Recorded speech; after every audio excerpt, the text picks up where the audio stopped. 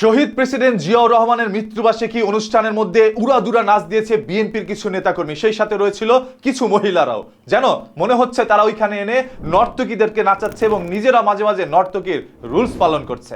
হ্যাঁ, এর পরবর্তীতে সেই বিএনপির দুই নেতাকে দল থেকে বহিষ্কার করে দেওয়া হয়েছে।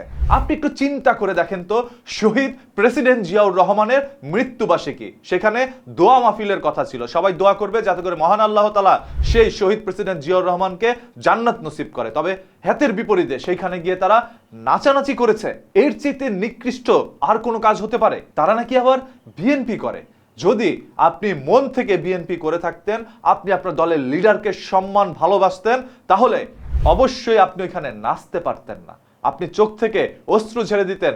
আজ যখন বিএনপি ক্ষমতা পেয়েছে, তখন যদি শহীদ প্রেসিডেন্ট জিয়াউর রহমান বেঁচে থাকতেন বা মরহুম বেগম খালেদা জিয়া বেঁচে থাকতেন, তাহলে তারা কতই না খুশি হতেন। তাদেরকে হারানোর বেদনায় হয়তোবা আপনারা গতকাল কান্না করতেন, তবে তা না করে আপনারা আনন্দ ফুর্তি উল্লাস করেছেন, গান বাজনা করেছেন। আপনারা নিজেরাই জানান দিচ্ছেন শহীদ প্রেসিডেন্ট জিয়াউর রহমানের মৃত্যুতে আমরা খুশি, এইভাবেই খুশিগুলো প্রকাশ করেছেন।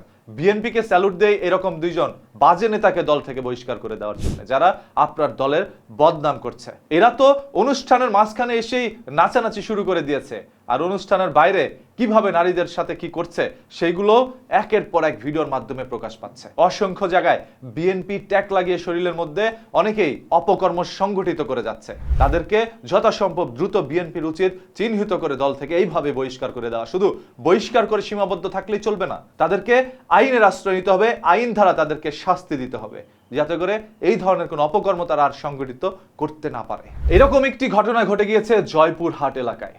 এখানে যারা যারা বসবাস করছেন তারা একটু কমেন্ট করে জানাবেন যে আপনার চোখের সামনেও কি এই ধরনের কোনো ঘটনা ঘটেছে। যদি পরবর্তীতেও ঘটে থাকে সেইগুলো আপনারা ভিডিও ধারণ করবেন, সোশ্যাল মিডিয়ায় পাবলিক করে দিবেন।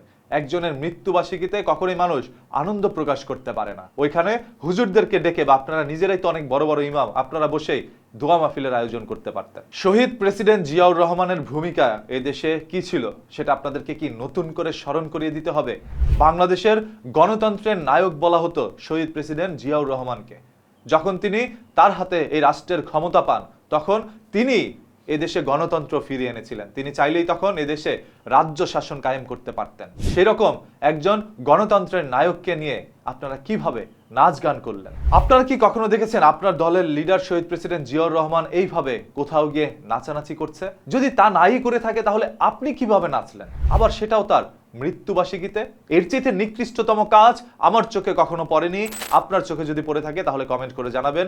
আর আপনারা সবাই শহীদ প্রেসিডেন্ট জিয়াউর রহমানের জন্য দোয়া করবেন এবং যারা কবরবাসী রয়েছে সবার জন্য দোয়া করবেন, যাতে করে মহান আল্লাহ তাআলা তাদেরকে ক্ষমা করে জান্নাতুল ফেরদৌস দান করে। সেই সাথে মরহুম বেগম খালেদা জিয়া, যাকে আপসীর নেত্রী বলা হতো, সেও ক্ষমতা পাওয়ার আগেই দুনিয়া ত্যাগ করেছে। তার জন্য সবাই দোয়া করবেন। বিএনপির প্রতিষ্ঠাতা জিয়াউর রহমান, আজ সেই বিএনপি কি জিয়াউর রহমানের আদর্শ পালন করছে নাকি আদর্শ মানছে?